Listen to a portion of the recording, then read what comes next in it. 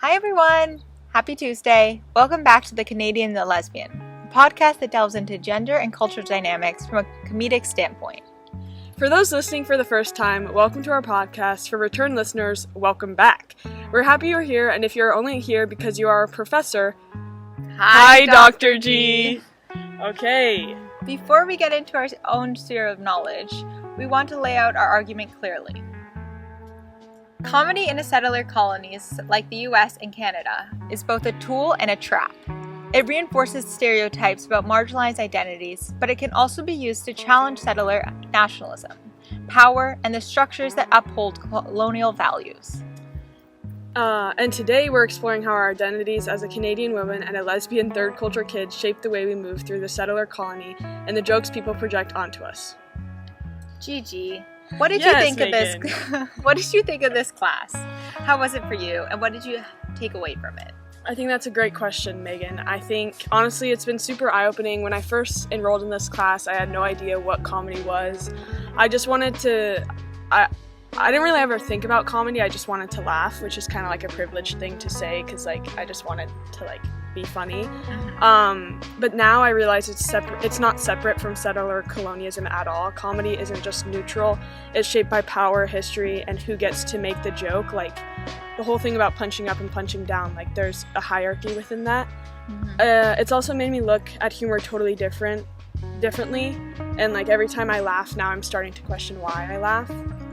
And Megan, how has it been for you? What have you learned, and what have you kind of taken away from this class? Well, I love what you said about privilege. I think I've always had a specific understanding of, I just have always found male comedians to be annoying and sexist, and I think I've always just found female comedians to be where I like to watch and appreciate them. But it's really, this class has made me question why I think that way and dissect the values that society puts on us, and just the fact that nothing really is non-biased. Everything is from where you come from, what you're thinking, and who you are based off your stereotypes, your own sphere of knowledge. And yeah, I really agree with the punching up and down. I've never heard that term used in a comedy standpoint, but I really enjoy thinking about it that way.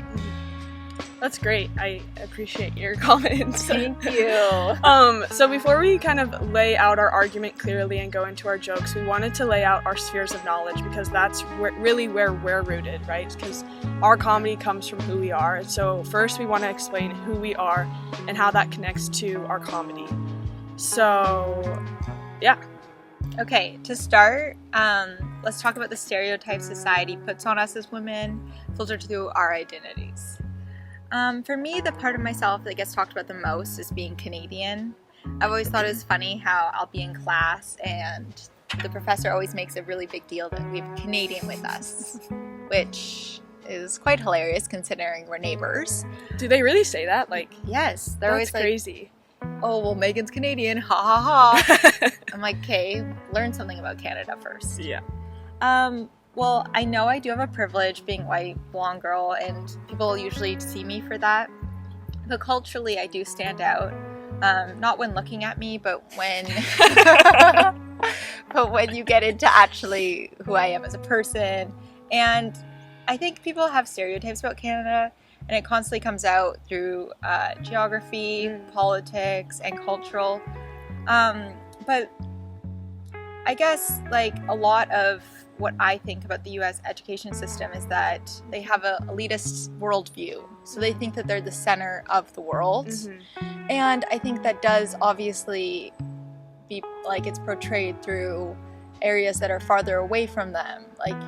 They don't really have a real understanding of geography past North America, but it's truly insane how they don't even think of what's above them, what's below them. I don't know, considering how much I learned in my schooling about the US, I think it's so interesting to learn about what's different there. So it's been a political year for the US and Canada and its relationship. And I've just always felt that whenever I bring up Indigenous studies in the U.S. education system, it really shows how much it differs. I've learned every year for my whole high school and even younger years about what the history of Canada was, what it was dark, the truth behind it, and how biased it is in the U.S. But beyond being Canadian, though, I'm a woman, specifically a feminist woman. Unfortunately, I do like men, so I'm not filling the lesbian role in this podcast. That's great. But that does mean I'm constantly thinking about feminine politics. Thanks, Megan. I really liked what you said about the U.S. thinking they're better. I don't but like they think they're better than everyone, and I relate to that too. So, do you think you're better than me? No, I don't at all. Maybe. I mean, we never know. We should wrestle, though. Yes, we do need to arm wrestle. We need to constantly talk about this and how I would be a way better arm wrestler. But well, I'm stronger, so anyway. Okay, so my sphere of knowledge is rooted in my upbringing and how that has always changed. I would not be who I am without living in 7 different countries. I like to think of myself as a diverse, cultured person, but maybe this is just my ego talking. After all, I'm also a blonde, white American girl. So you're Canadian blonde, I'm American blonde. Anyway, So I was born in Venezuela, moved to India for 5 years, then Beijing for 3, Hong Kong for 9, and Ecuador for 1. My parents are international teachers and are currently in Saudi Arabia. For the part of myself that is constantly discussed around me is my sexuality. I identify with the queer community and my sexual identity is ever-changing. I first came out as a bisexual when I was in my senior year of high school, but after being with my girlfriend for almost 3 years, I'm officially a lesbian. Maybe this is my coming out story. Haha. Anyway, this is not my whole sphere of knowledge, but it is very rooted in our discussion today. Also, I hope it's okay, Megan, but I'd love to ask you a couple of questions. What are some of the biggest stereotypes people have put on you as a Canadian? Like, when they see a Canadian in the classroom, what are some of the stereotypes that you get? And what are some of the stereotypes you see happening in the States that don't happen in Canada? Like, what happens in the States that's so culturally different? Because, like, I know for me, I experienced a lot of culture shock, and it's only when I come back to the States, it's like, people are bigger, they laugh loudly, they take up more space, and I'm just wondering, what stereotypes do you get as a Canadian, and then what stereotypes do you see in the U.S. happening that don't happen in Canada? Well, I think my first culture shock when moving to the U.S. Was weirdly just how independent thinking everyone is. They don't think as a community. Instead, they think for themselves and themselves strictly, especially when driving. I don't know if it's because I have Canadian license plates. I'm not even sure they know what British Columbia is, but I've always felt like there's a lot more road rage. We're all good, thank you. There's a lot more road rage. There's a lot more people feeling like they own the road. They have a very important job to get to, so they got to get there. I don't know, stuff like that. And stereotypes of being Canadian might be that we say sorry too much. But Do you? Sorry, I'm friendly. But also, I just think that women say sorry more often than men. That's so true. Yeah, we're always having to apologize for what we're doing. And that's rooted in like settler colonialism too. Yeah, because like men apologize for existing. Yeah. That we should never have to apologize for existing. I know, but I think there's a amount of like, if you bump into someone, say sorry. Yeah, because you are sorry. Just be polite. Yeah, exactly. Loving hockey. Oh, I've gone to 2 hockey games in my life. I'm not big into the hockey guys. Who's Tim Horton? Oh my god. Okay, Tim Horton is... And surviving endless... What? Okay, so basically what I wrote about being... about stereotypes of being Canadian is that they joke about saying sorry too much, loving hockey, surviving the endless winters with a cup of Tim Hortons in hand. Tim Hortons, for those who don't know... Like the American in this podcast. Yeah, what is Tim Horton? Okay. Is that Tim a person? Hortons, okay, well, technically it was a person, or I don't even know if he's still alive. But it's a chain of like coffee. And like there's like Timbits, which are like mini donuts. I don't know, it's a whole thing. You know who loves it? Justin Bieber. Is he Canadian? Yeah, he's Canadian. Drake, and you know who that's says a sorry? Stereotype. You know who says sorry? Who? Justin Bieber. Does he? Yeah. He's so polite like that. Sorry.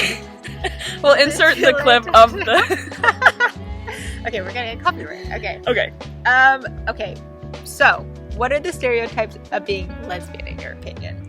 Well, I feel like sometimes I fit the stereotypes of a lesbian, but who is the man in your relationship? Like, there's none, because there doesn't need to be one. Like, they're two women. Having to be more masculine, I've always really struggled, like, between the fine line of, like, being too feminine, being too masculine, and where I fit. Yeah. Like, I'm very tomboy, but, like, I love to dress up, but I also love to, like, just be more masculine present. So it's, like, a hard dichotomy that I feel like I have to fix sometimes. And I almost feel like there's this connotation that in order to feel sexy as a woman, you have to present yourself in a feminine way. Right. And that's not true at all. No, not at all. But it's just like society's pressures on you. Do you feel that? Yeah, I definitely do. I feel like the pressure of being like a man, because like in my relationship, I would say that I'm the more manly person. But like, why does it need to be staged as like manly? Why can't it just be like the more, almost like, not dominant, but like more. Yeah. Well, I mean, I'm the dominant one in my relationship. It's just like more like who's like introvert, extrovert, not man and woman. Also, like, some people like to stay back when making decisions and like having decisions made for them. That's just how you were raised. That has nothing to do with your sexuality.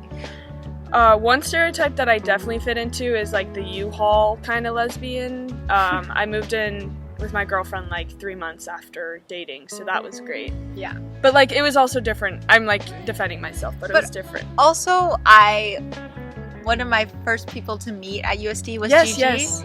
And I also met Katie within like the first 2 days. I feel like it was like, because Annika, who was my roommate, and she's also Canadian. But I feel like you guys were completely normal with your. I think it's just like unique. I think that the bond between two women can be sometimes a little easier because they open up.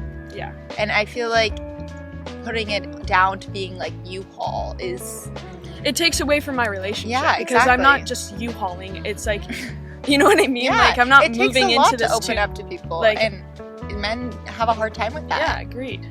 Yeah, that's a stereotype, but okay. So yeah, those are just some of the stereotypes I get, and I understand them, but they also take away from my experience sometimes. I see here you say long hair on legs. Do you shave your legs? I actually do. I do shave my legs. Sometimes I don't, especially in the winter, but I do shave my legs. That's the hard thing about living in a sunny place. You are forced to. They use dildos. I mean, you can. I don't know. But that's also saying that you need a... That's also saying that you need a penis. Like, there's that man. again. Yeah. Okay. So... those are just some of the stereotypes again. And before we get into our knee-slapping jokes, we should probably define what settler colonialism means, because it's going to be coming up a lot, and we've already used it a lot. Yeah, for those out there listening that don't really know what we're talking about, just as a reminder, we're both from countries that are settler colonies. So we're not talking about this from some outside place. It's about our own histories, and there's something that we think is necessary to talk about in order to get into how comedy is affected. Yeah. We're basically saying, like, we are a part of this system, we're not removed, and it would be unfair to say that we were because we're Canadian and American. Yeah, and I feel like that's something that's really, like we want to take accountability before we start to explain it. And I love how that's, like, made me think that way through this class. Exactly. Yeah, like, I've always thought, like, oh yes, it's horrible, the history, all of that, but still thinking about how it affects today and so many people and comedy and everything. You know, I was thinking about the experiment that we did the first class and how kind of like realizing that people really don't know what it's about. Yeah. And that I actually didn't really know what it was about. Like, I wasn't actually taught, like, growing up in Hong Kong, I wasn't actually taught what a settler colony was or colonialism was, so it was interesting to see. Anyway, so the simplest version is settler colony is when structures like laws, government, social systems privilege non-Indigenous people over Indigenous communities. That's literally part of the definition. So non-Indigenous people thinking they're essentially better than Indigenous communities. Yeah, which I feel like a lot of people use this like theory in ways in which like their stereotypes are put against them. Mm-hmm. And I've always found that one of the things that I feel like happens in Canada is that there's a lot of alcohol issues on reserves. But the only reason they have this is from the PTSD that Of being occurred colonized. Yes, like Yeah. I can't imagine how horrible it was to have your children being taken away from you, put into school and abused. And all of that history is coming out today, so I think it's so important to talk about it, to ask ourselves how we fit in question this. our identities and nationalities. Yes. Yeah. Okay. Meg, I see you have this. And the big thing is that settlers don't just show up; they come to replace. Can you Yeah. expand on that a little bit more? Well, I just think it's the fact that like people think, well, at least the people coming from Europe at the time, coming over to North America, because we're talking about specifically Canada and the US. Yeah. Just them coming in and thinking that they own a place, despite having no history there. Like their intention is to replace. Yeah. There's no other intention. And even the fact that they just thought that they should teach the right way of life. And I think what's an interesting thing to talk about there is the right way. What is the right way? Because Yeah. what we have isn't actually the right way. Because we are colonists. So Yeah. How is that right? Well, and for you, for instance, is being straight the right way? Like, why Well, yeah, do we think that way? It's been rooted in the heteronormative identity of Yeah. everyone around me. Yeah. And they do that through laws. They do that, yeah. So, like, they do that through laws, through national identity is built around immigration, diversity, and multiculturalism.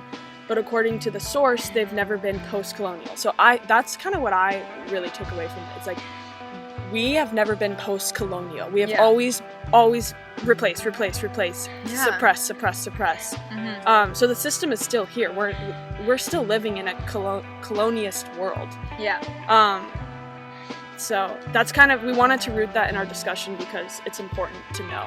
And something I found was when I went to school in Australian high school for a program, an exchange program, and the way in which they treat the Indigenous communities there was absolutely insane. The amount of Horrible? racism. Really? Yes, it was disgusting. But then it changed so much when going over to New Zealand, and the respect they have for it and how much a part of it is their culture. So it's so interesting how places can differ. I think that Canada and the US have a lot more similarities than differences, but I think in the way in which they talk about it now, it's changed a lot.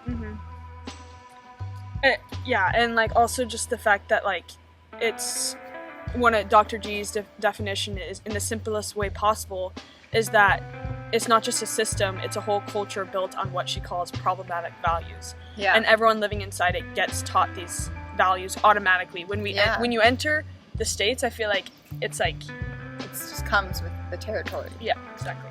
And I think that we can break it into 3 traits that Dr. G does.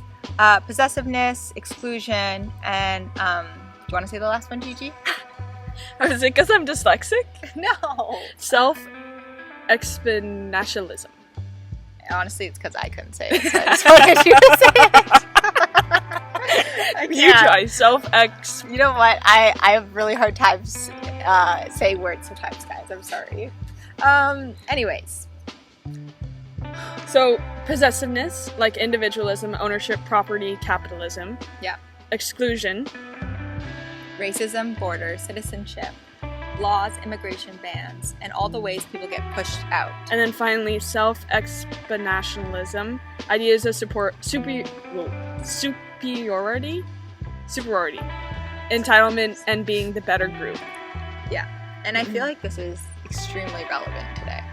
Oh, extremely. Yeah. So I think that it's really important that we're talking about it because a lot of people are ignoring it. Yeah. So she also talks about how power is fragile. When humor pokes at race, class, and colonialism, anything that challenges hierarchy, the people benefiting from that system usually react really aggressively or really sensitively. She mentions examples like Smiling Indians video or photos of smiling Palestinians being arrested. So yeah, according to Dr. G, settler colonialism teaches these values, protects them with nationalism, and then falls apart the moment you laugh at it. Mm-hmm. So now that I think we've set a pretty good foundation for that definition. Now we want to talk about our spheres of knowledge and how they intersect as two women and friends. As Megan mentioned before, we met on the first night of college, and now we're doing a podcast about identity, sexuality, and national stereotypes. Truly a dream, Megan. I'm so honored to be in this class with you. I feel like we've gotten closer, and it's honestly fun to do this with you. I know, I just wish we could take it next semester. I know, seriously. Well, she does have another class, so. I know, it doesn't fit in my schedule, unfortunately. Yeah. So let's talk about stereotyping. For example. Why are you laughing at me? Okay, so, for example, the classic lesbians hate men. I don't hate men. I just do. Yeah, okay, fair enough. No, I just distrust them recreationally. When I was younger, I always thought something was wrong with me, but in reality, I was just gay. So I always felt that constant people around me dating men, praising men. I was like, I love my men in my life, but I also inherently just think that I like women more, and to feel like that was wrong was really hard for me growing up. And it literally took me, I knew I was gay when I was in the 3rd grade, and it took me a senior in high school to like finally come to terms with that. Mm-hmm. I'm so proud of you. Thank you. And a stereotype that Canadians are too nice. Sometimes we're not. Sometimes we're passive-aggressive. I know I am. It's called range, and... rage. Or rage. Both. Woman rage. Yeah. That's like my favorite movies are always that. Oh, nice. And has decent human values. Right. So comedy walks the line between reinforcing stereotypes and resisting them. And in the settler colonies like the US and Canada, national and gender stereotypes often hide deeper colonial values. So, drum roll. Which brings us to punching up versus punching down. So punching up can be defined as comedy that challenges power, and punching down can be defined as comedy that enforces oppression. And our experiment tests exactly that. So let's talk about it. Guys, our jokes aren't very good. No, they're not. But here's one that you said the other day. Okay, yeah. So we're just this is banter. This is banter happening now. I don't think banter, you're meant to say it's banter. Oh, you're just meant to happen organically. Okay, sorry.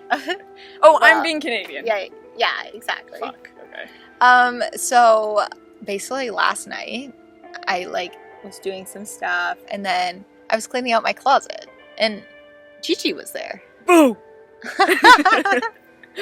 That's so funny, Megan. Today I had pancakes, and I was missing the syrup. You're the syrup, and you came in. No, I'm joking. Don't you sometimes wish you were gay, or what? I wish that men treated women better. Right. But I'm okay. Maybe we should say our jokes. Yeah, let's do it. Okay, so, I think I want you to say the punching up joke, and I want to say the punching down. Good, because I don't want to do the opposite. She doesn't want to be mean, because she's Canadian. Okay, so... Oh my gosh, I'm having a hard time finding it. Well, don't you remember the joke?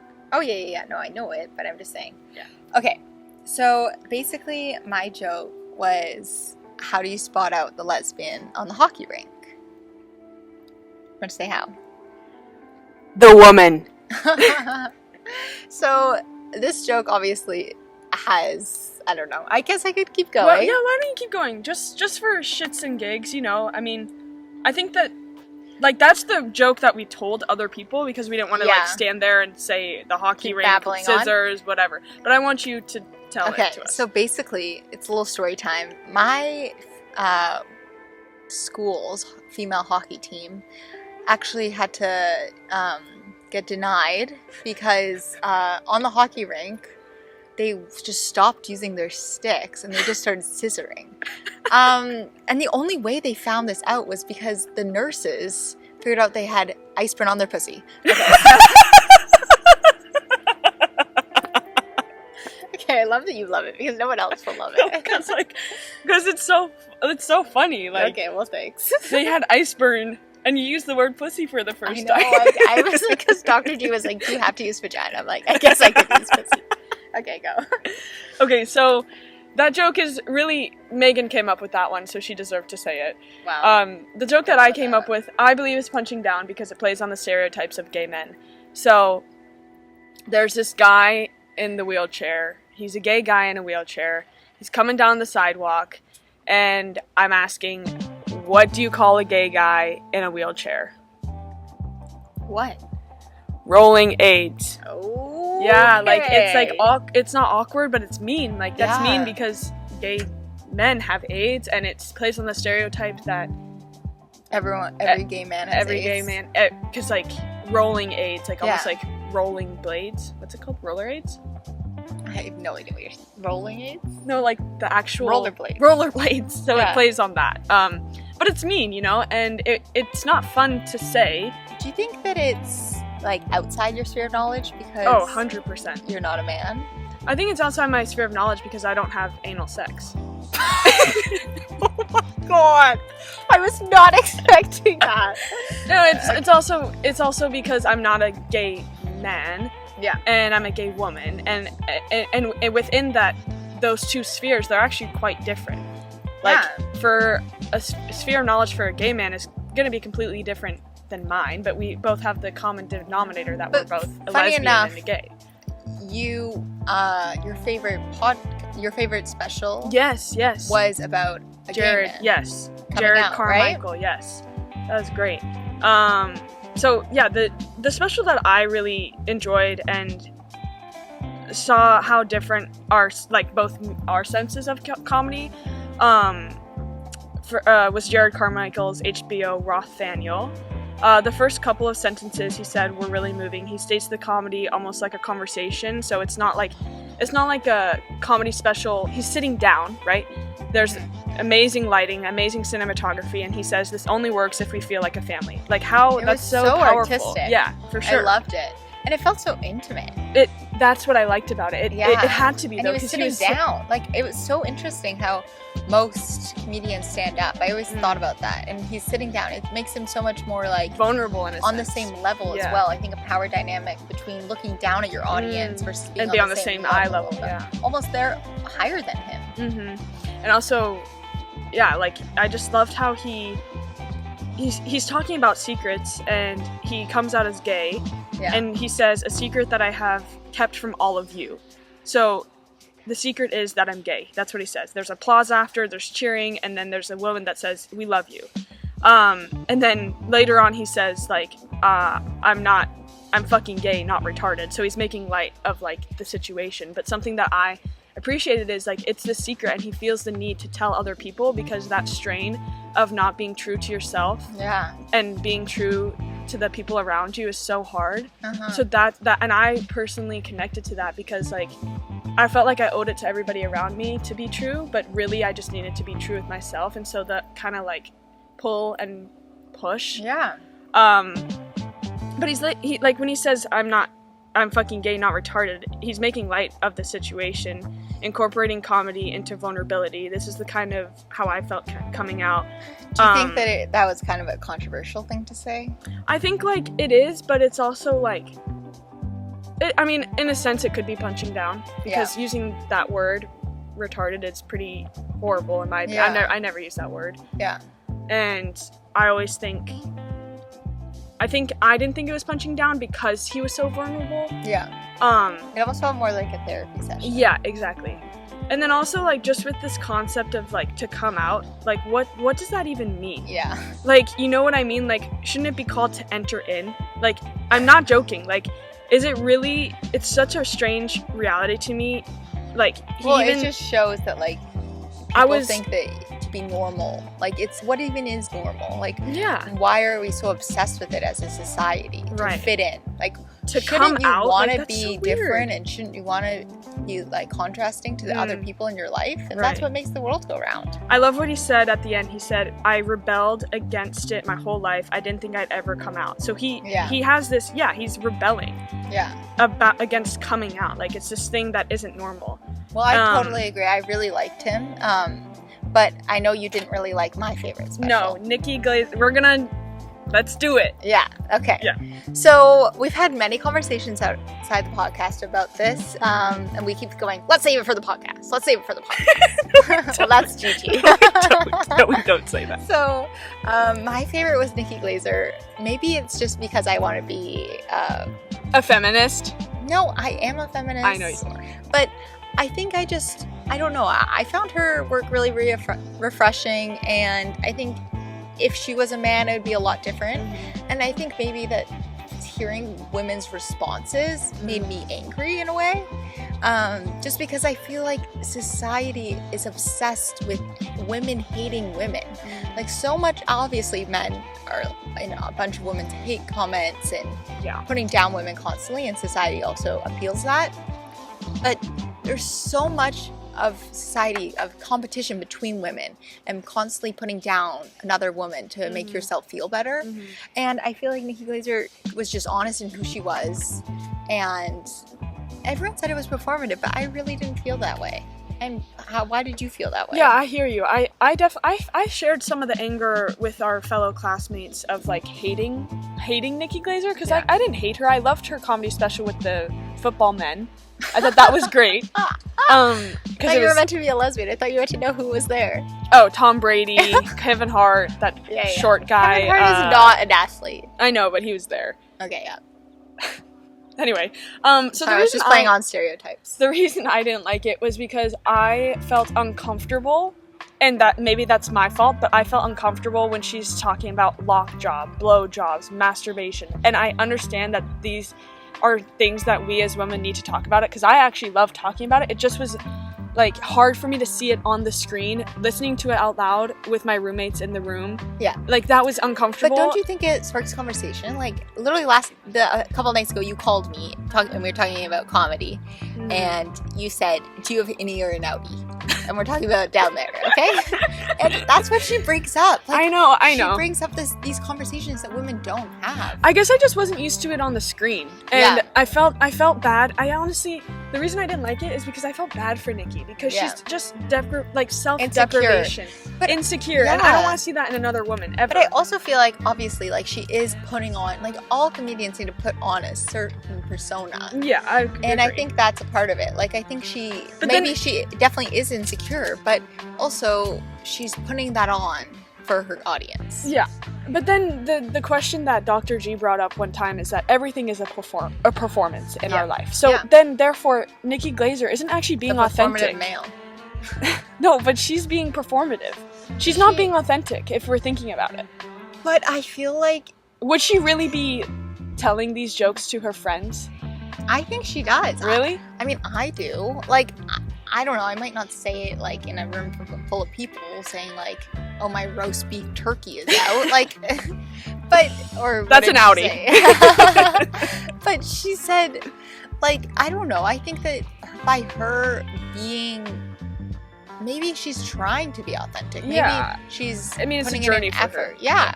And I think I don't know. I want to ask you about what you thought about the men so a lot of the men were watching Nikki Glazer. Yeah. How was your reaction to that? Because mine might be completely different, but I want to hear your side first.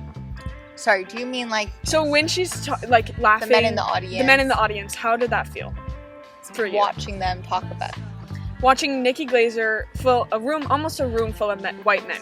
Well, I bet, though, that a lot of those men felt uncomfortable. Right. And I think that that's exactly what she's trying to do, is change how female pleasure is seen. Because a lot of times it's not talked about. Like, even the statistics of... And that's rooted in settler... Yeah, exactly. It's rooted in objectifying and oppressing a group in order for another group to go higher. To succeed, yeah. So I think it did good. But what do you think? So the men in the audience made me feel like it was performative for men. Yeah. And I didn't like that they were all white. I didn't like that they were like man-spreading and laugh. Like it panned to the, like right in the middle, it like panned to like the audience of men. And this guy's just like belly laughing, like totally losing it. And I just thought it was fake and I didn't believe it. And I thought that... I get that. But I also think that in the past, men would be very upset by her Yes, type that's of comedy. And I think it's a step in the right direction for her. Even if she is putting herself down, she's still talking about a topic that has not been discussed previously in society. So let's talk about, well, sorry, is that all you have to say? That's all. Okay, Thank let's you. talk about someone that we both didn't like. Yes. It was Jeff Dunham, more like Jeff Dundum, Oh, wow. beside himself, 2019. So I didn't like it because this is our whole argument. The stereotypes that he did were disturbing, disgusting, and punching down. And out of his sphere of knowledge. He's a white man, straight man. Yeah. Right? Yeah. Like, get a room. With your puppets? Yeah, get a room with your puppets. Go jerk off. Just leave. Like, you're not. Like, I was so enraged by him. Yeah, I know, me too. Also, it just weirded me out so much seeing a man talk to puppets. Yeah. I don't know. I'm like, I don't need to see that. I was very impressed with his ventriloquist ability. Yeah, that was pretty impressive. So, I want to talk about the puppet Ahmed. Yeah. Yeah. With the constant repetition of him saying, "Silent, I kill you," feels very racial and playing on negative stereotypes, or even with Peanut saying, "I did a white joke." It's just gross. Why is there so much stuff about race when he is white? He is basically hiding. I felt that Jeff was hiding behind the puppets, and instead of him saying it, like, it was removed because the puppets were talking. Like, he was using displacement. Yeah. And is that the right word? yeah, displacement. Okay, yeah. It's when you're removed, like, Yeah. removed from it. He's a coward. I agree completely. And I feel like, I don't know, I think it goes into a lot of like what's wrong with society is hiding behind things. Mm-hmm. And I think our society has changed a lot in the way we hide behind phones to make comments, and in comedies, like, I think that they hide behind a persona. Like, it's, I don't know, I found it very interesting, and I agree, I did not like it at all. I just didn't like how he used races as stereotype. Yes, like, I agree. and none of it, the only And it part... wasn't that clever either. No, it wasn't. Yeah, I agree.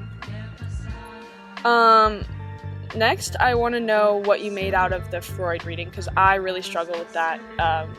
Because obviously we're bringing Freud into this because it's a podcast about Canadians and lesbians. Yeah. He says jokes work because they have psychic energy. Basically, humor gives us a shortcut, but shortcuts cost something. Yeah. So when we joke about stereotypes, lesbians, Canadians, whatever, we're spending someone's psychic energy. Yeah. Oh, we're spending somebody's psychic energy. So Freud was confusing, but his idea about comedy, meaning turning into nothingness, totally explains how stereotypes work. They feel like shortcuts to understand someone's identity, but really they're just cheap jokes pretending to be insight. Mm-hmm. And that's why we brought Freud in, because he shows how humor lets people avoid complexity and turn it to turn identity into something easy. When he talks about like saving a psychical effort, I just thought that meant like we're saving energy, but whose are we spending? Yeah. That's something that I thought was really interesting. And speaking of flattening identity, there's a comedian exactly doing the opposite. And Howie Miller's set from American Indian Comedy Slam. He doesn't shy away from using his identity as Creedman to push up as stereotypes. Instead of fitting into the drunk Indian reservation stereotype or passive victim cliches, he uses humor to show complexity, defy expectations, and even critique the colonial gaze itself. That shows that, and comedians like him prove that comedy isn't always about making light. Instead, sometimes it's about making you think, unlearn, and see beyond labels. That's where Barker connects perfectly into all of this. This is a JSTOR article that I found that I think really... Hey, don't laugh at me. Us English majors love JSTOR. That's true. So the quote goes, settler colonies depend on simplified stories, narratives that flatten complexities in order to justify ongoing dominance of settlers.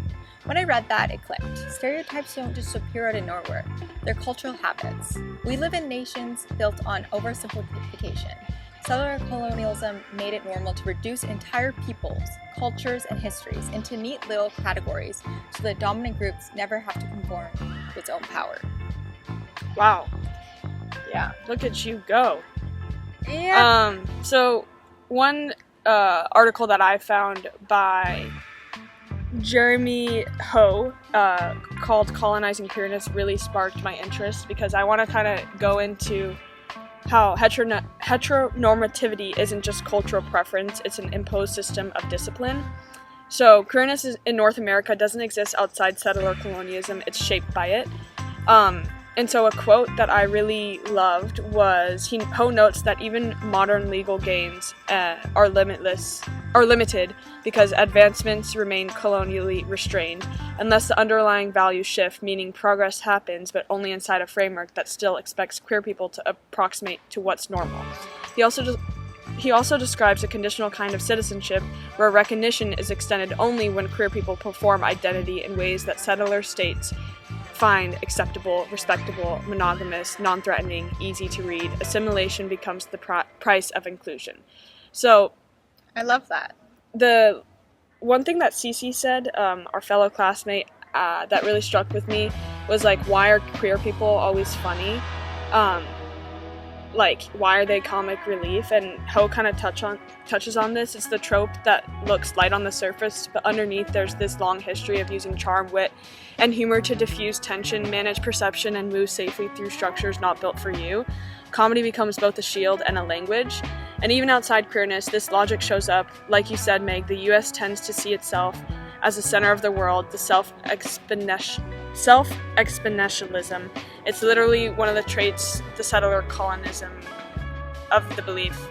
Anyway, so yeah. Get into them. Yeah, now Jumbled. I'm getting dyslexic. Okay, should we go into our reactions for Yes, our please. jokes? I think that's great. Okay. So, do you want to go first? Yeah, I'll go first. So, I told my mom the joke about the Canadian, and she didn't really find it that funny. It's okay. Yeah. And then I also told the joke about the AIDS, and she almost cried. She's a pretty sensitive person. And then I told my dad about the hockey joke. He thought it was clever. My brother didn't. He just was like, I guess, and he kind of laughed. Yeah, so basically the jokes that punch down require emotional labor. That's kind of what Freud is talking about, and kills comedy on arrival. Yeah. And then I asked a couple of random people. So I asked a Roma's barista, the Rolling AIDS one, and she didn't really laugh. She just said, that's a good one, and went back to work. It felt like she was just being nice, not actually amused. That already showed me something. When a joke punches down, people don't know how to react. They're polite, not entertained. Then I asked a Shake Shack guy that I thought he actually had a crush on me. Okay. And it felt like one of those nervous laughs people give when they think they're supposed to laugh. Kind of like when we did the Indigenous show, the video of that joke. Yeah. Remember that? Maybe he genuinely thought it was funny, but the laugh didn't feel real. It felt like he didn't want to make things awkward. And then lastly, I asked 2 students on campus, and they kind of half laughed, but it was awkward, and one even said, I don't get it, which honestly made me laugh because same, I don't really get the joke, but I think it's kind of funny. Their reaction showed how empty stereotype jokes actually are. They're pretending to be saying something, but there's no real meaning behind them. So putting all these reactions together, my family, my roommates, and these 4 random people, no one had a genuine laugh. Every response was either polite, confused, or uncomfortable, and that totally matches our argument. Stereotype jokes don't actually land, they just make the room weird. They don't bring people together, they create tension. Yeah, so going on to mine, I've asked my family and friends what they thought about the joke, and the Canadians understood the joke and they laughed, but it's funny how as soon as I got to Americans, they were like, what? Mm-hmm. But I think that just could be my history and my sphere of knowledge of everyone knowing there's a stereotype that female hockey players are lesbian, and just going into that jock.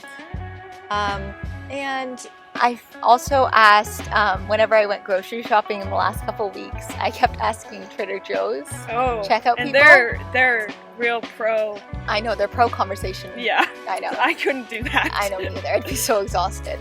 And it was so funny because, well, first of all, I don't recommend this because if you have a lot of groceries, then you're just sitting in awkward silence afterwards because they're like, why am I with this sexist, homophobic Canadian? Yeah. That's never heard of, by the way. So, basically for the rolling eights one, they were Uncomfortable. I think it's just like an uncomfortable laugh that a lot of people do, especially when you're trying to be polite and you're just like trying to do your job and someone's attacking you with jokes that they don't want to hear. Rolling aids, like, come Yeah. on, that's not. So there was 4 different ones of them, and one of them was laughing, and I don't know if it was because he was a guy or how it was. I think he was straight, but I can't tell. I don't want to get into that. And then there was a woman that did not laugh at all. She was older. We went into complete silence afterwards. And then there was a gay guy who, that was I was like, awkward. that's probably pretty it was fucking mean. really You bad. actually said that to a gay guy? Yes. Okay, well, it's like... How did you tell he was gay? Are you stereotyping? No, but he was talking about his boyfriend. Did he have a lisp? So I was... No, he was asking me how my weekend went. I explained my weekend. He explained his weekend, how he went out with his boyfriend. And then you decided, today I'm going, like, this is the perfect time to tell this joke. I know, I need to change Trader Joe's stores. Yeah. And then the other one was a younger girl about my age, and she laughed. Again, I feel like it's an just awkward forced, laugh. right. Yeah, especially talking to a stranger. I think it's uncomfortable if you're not knowing like where you are, what's going on, and I don't know. Anyways, Yeah. well, I think that's about it. We have We just want to thank this class because I think we've learned a lot, and I think that just being able to be so open-ended with this discussion and being able to just riff off really each other cool. is fun. And we've honestly learned that punching down humor really isn't funny in real life. Like, there's a certain stage for it. When it happens in comedy specials, it doesn't spark joy or connection. It just makes people unsure of how to respond. It proves to our point that stereotypes are cheap shortcuts and they cost way more than they're worth.